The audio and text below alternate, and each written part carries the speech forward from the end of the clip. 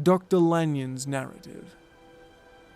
On the 9th of January, now 4 days ago, I received by the evening delivery a registered envelope addressed in the hand of my colleague and old school companion, Henry Jekyl. I was a good deal surprised by this, for we were by no means in the habit of correspondence. I had seen the man, dined with him indeed the night before, and I could imagine nothing in our intercourse that should justify the formality of a registered letter. The contents increased my wonder, for this is how the letter ran. 10th of December, 18 Dear Lanyon, you are one of my oldest friends, and although we may have differed at times on scientific questions, I cannot remember, at least on my side, any break in our affection. There was never a day when, if you had said to me, Jekyl, my life, my honour, my reason depend upon you, I would not have sacrificed my left hand to help you. Lanyon, my life, my honour, my reason are all at your mercy. If you fail me tonight, I am lost. You might suppose, after this preface, that I'm going to ask you for something dishonourable to grant. Judge for yourself. I want you to postpone all engagements for tonight, even if you were summoned to the bedside of an emperor, to take a cab, unless for once your carriage should actually be at the door, and with this letter in your hand for consultation, to drive straight to my house. Poole, my butler, has orders. You will find him waiting your arrival with a locksmith. The door of my cabinet is then to be forced, and you are to go in alone. To open the glazed press, letter E on the left-hand side, breaking the lock if it be shut, and to draw out with all its contents as they stand, the 4th drawer from the top, or, which is the same thing, the 3rd from the bottom. In my extreme distress of wind, I have a morbid fear of misdirecting you. But even if I am in error, you may know the right drawer by its contents. Some powders, a file, and a paper book. This drawer, I beg of you, to carry back with you to Cavendish Square, exactly as it stands. That is the first part of the service. Now for the second. You should be back, if you set out at once, the receipt of this long before midnight. But I will leave you that amount of margin. Not only in the fear of one of those obstacles that can neither be prevented nor foreseen, but because an hour when your servants are in bed is to be preferred for what will remain to be done. At midnight, then, I have to ask you to be alone in your consulting room, to admit with your own hand into your house a man who will present himself in my name, and to place in his hands the drawer that you will have brought with you from my cabinet. Then you will have played your part and earned my gratitude completely. 5 minutes afterwards, if you insist upon an explanation, you will have understood that these arrangements are of capital importance, and that by the neglect of one of them, fantastic as they must appear, you might have changed your conscience with my death or the shipwreck of my reason. Confident as I am that you will not trifle with this appeal, my heart sinks and my hand trembles at the bare thought of such a possibility. Think of me at this hour, in a strange place, labouring under a blackness of distress that no fancy can exaggerate, and yet well aware that, if you will but particularly serve me, my troubles will roll away like a story that is told.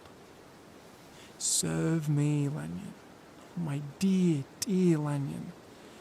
Serve your friend, Henry Jekyl. P.S. I had already sealed this up when a fresh terror struck upon my soul. It is possible that the post office may fail me, and this letter not come into your hands until tomorrow morning. In that case, dear Lanyon, do my errand when it shall best be most convenient for you in the course of the day, and once more expect my messenger at midnight. It may then already be too late, and if that night passes without an event, you will know that you have seen the last of Henry Jekyll. Upon reading of this letter, I made sure that my colleague was insane, but until that was proved beyond the possibility of doubt, I felt bound to do as he requested. The less I understood of this farrago, the less I was in a position to judge of its importance, and an appeal so worded could not be so easily set aside without a grave responsibility. I rose accordingly from table, got into a hansom, and drove straight to Henry Jekyll's house. His butler was awaiting my arrival. He had received by the same post as mine a registered letter of instruction, and had sent at once for a locksmith and a carpenter. The tradesmen came while we were yet speaking, and we moved in a body to old Dr. Denham's surgical theatre, from which, as you are doubtless aware, Jekyll's private cabinet is most conveniently entered. The door was very strong, the lock excellent. The carpenter avowed he would have great trouble and have to do much damage if force was to be used, and the locksmith was near despair. But this last was a handy fellow, and after 2 hours' work the door stood open. The press marked E was unlocked, and I took out the drawer, had it filled up with straw and tied in a sheet, and returned with it to Cavendish Square. Here I proceeded to examine its contents. The powders were neatly enough made up, but not with the nicety of the dispensation of a chemist, so that it was plain that they were of Henry Jekyll's private manufacture. And when I opened one of the wrappers, I found what seemed to me a simple crystalline salt of white colour. The phial, to which I next turned my attention, might have been about half full of a blood-red liquor, which was highly pungent to the sense of smell, and seemed to me to contain phosphorus and some volatile ether. At the other ingredients I could make no guess. The book was an ordinary version book, and contained little but a series of dates. These covered a period of many years, but I observed that the entry ceased nearly a year ago, and quite abruptly. Here and there a brief remark was appended to a date, usually no more than a single word, double, occurring perhaps 6 times in a total of several hundred entries, and once very early in the list, and followed by several marks of exclamation, was total failure.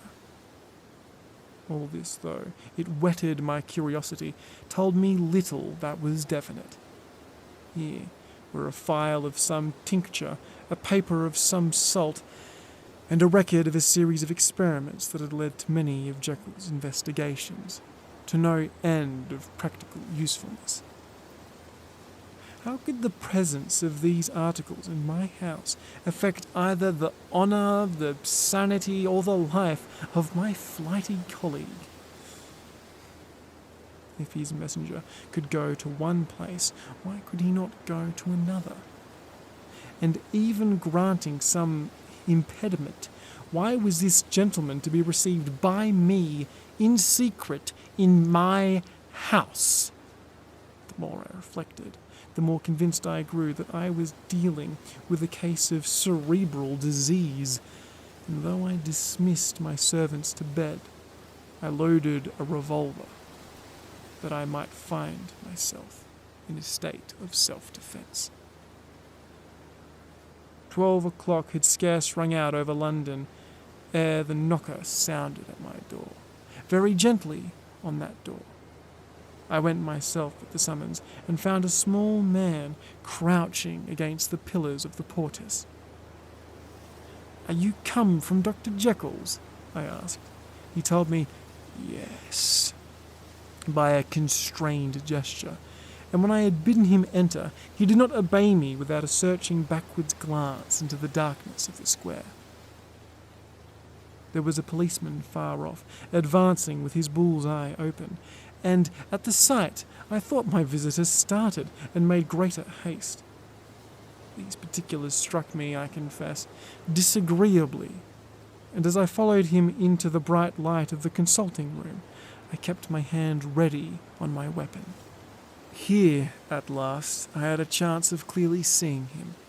I had never set eyes on him before, so much was certain. He was small, as I have said. I was struck, besides, with the shocking expression of his face, with his remarkable combination of great muscular activity and great apparent debility of constitution, and last but not least, with the odd subjective disturbance caused by his neighbourhood. This bore some resemblance to incipient rigour, and was accompanied by a marked sinking of the pulse. At the time I set this down to some idiosyncratic personal distaste, and merely wondered at the acuteness of the symptoms. But I have since had reason to believe the cause to lie much deeper in the nature of man, and to turn on some nobler hinge than the principle of hatred. This person, who had thus, from the first moment of his entrance, struck in me what I can only describe as a disgustful curiosity, was dressed in a fashion that would have, been laughable on an ordinary person.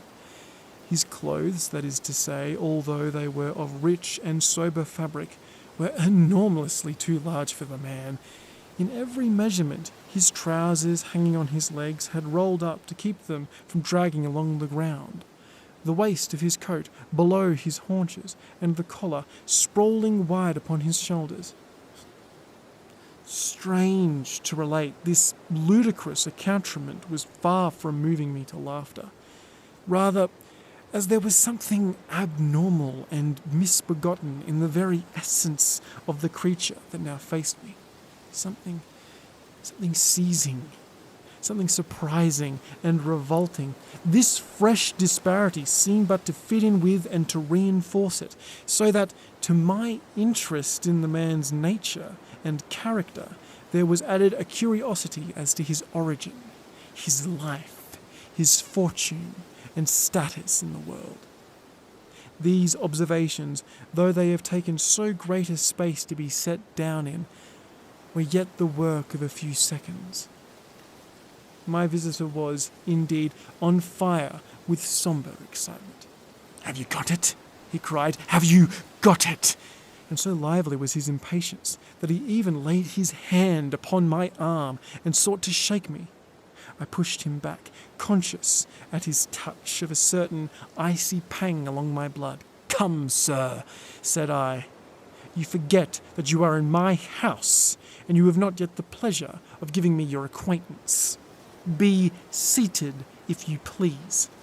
And I showed him an example, and sat down myself in my customary seat, and with as fair an imitation of my ordinary manner to a patient as the lateness of the hour, the nature of my preoccupations, and the horror I had of my visitor would suffer me to muster. "I beg your pardon, Dr. Lanyon," he replied, civilly enough. "What you say is well-founded, and my impatience has shown its heels to my politeness. I come here at the insistence of your colleague, Henry Jekyl, on a piece of business of some moment, and I understood." He paused and put his hand to his throat, and I could see, in spite of his collected manner, that he was wrestling against the approaches of hysteria. "I understood a draw." But have I took pity on my visitor's suspense, and some perhaps on my own growing curiosity? "There it is, sir," said I, pointing to the drawer, where it lay on the floor behind a table and still wrapped in the sheet. And the stranger? He sprang to it, and then paused and laid his hand upon his heart. I could hear his teeth grate with the convulsive action of his jaws, and his face was so ghastly to see that I grew alarmed, both for his life and reason. "Compose yourself," said I. He turned a dreadful smile to me, and as if with the decision of despair, plucked away the sheet. At sight of the contents, he uttered one loud sob of such intense relief that I sat petrified. And the next moment, in a voice that was already fairly well under control, "Have you a graduated glass?" he asked. Shakily, I rose from my place with something of an effort and gave him what he asked. He thanked me with a smiling nod, measured out a few minims of the red tincture, and added one of the powders. The mixture, which was at first of a reddish hue, began in proportion as the crystals melted to brighten in colour, to effervesce audibly, and to throw off small fumes of vapour. Suddenly, at the same moment, the ebullition ceased, and the compound changed to a dark purple, which faded again more slowly to a watery green. My visitor, who had watched these metamorphoses with a keen eye, smiled, set down the glass upon the table, and then turned and looked upon me with an air of scrutiny. "And now," said he, "to settle what remains. Will you be wise? Will you be guided? Will you suffer me to take this glass in my hand and to go forth from your house without further parley? Or has the greed of curiosity too much command of you? Think before you answer, for it shall be done as you decide. As you decide, you shall be left as you were before, and neither richer nor wiser, unless the sense of service rendered to a man in moral distress may be counted as a kind of riches of the soul. Or, if you shall so prefer to choose, a new province of knowledge and new avenues to fame and power shall be laid open to you here, in this room, upon this instant, and your sight shall be blasted by a prodigy to stagger the unbelief of Satan." "Sir," said I, affecting a coolness that I was far from truly processing, "you speak enigmas, and you will perhaps not wonder that I hear you with no very strong impression of belief. But I have gone too far in the way of inexplicable services to pause before I see the end." "It is well," replied my visitor, "my dear Lanyon. You remember your vows? What follows is under the seal of our profession. And now, you, who have so long been bound to the most narrow and material views, you who have denied the virtue of transcendental medicine, you who have denied and derided your superiors, behold!" He put the glass to his lips and drank deeply in one gulp. A cry followed. He reeled, staggered, clutched to the table and held on, staring with injected eyes, gasping with an open mouth, and as I looked there came, I thought, a change. He seemed to swell. His face became suddenly black, and the features seemed to melt away and alter, and in the next moment I had sprung to my feet and leaped back against the wall, my arm raised to shield me from that prodigy, my mind submerged in horror. "Oh God!" I screamed. "Oh God!" Again and again, for there before my eyes, pale, shaken, half fainting and groping before him with hands like a man restored from death, there stood Dr. Henry Jekyl. But he told me in the next hour I cannot bring my mind to set on proper. I saw what I saw. I heard what I heard, and my soul sickened at it, and yet now, when that sight has faded from my eyes, I ask myself if I believe it, and I cannot answer. My life is shaken to its roots. Sleep has left me. The deadliest terror sits by me at all hours of the day and night. I feel that my days are numbered, and that I must die, and yet I shall die incredulous. As for the moral turpitude that man unveiled to me, even with tears of penitence, I cannot, even in memory, dwell on it without a start of horror. I will say but one thing, my dear Utterson, and that, if you can bring your mind to credit it, will be more than enough. The creature who crept into my house that night was on Jekyll's own confession, known by the name of Mr. Hyde, a man hunted for in every corner of the land as the murderer of Carew.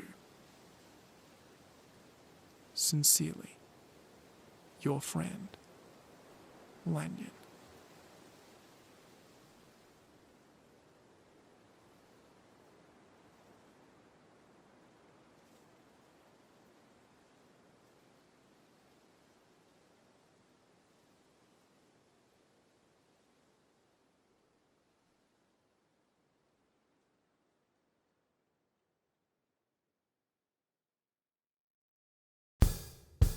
G'day guys, I hope you enjoyed that story and thank you so much for giving it a listen.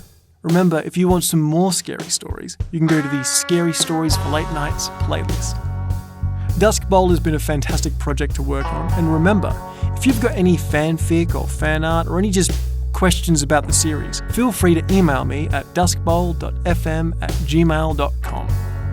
I love every single one of you, and you've made being a microtuber probably one of the best experiences of my life. I want to give special thanks to my patrons, of course, being Lady Nevermore, Skulk Queen, Catherine Gordon, The Curator, and Stephen Stevens. If you see them in the comments, please say g'day. And to all of you, I bid you logs of love and shit shippers.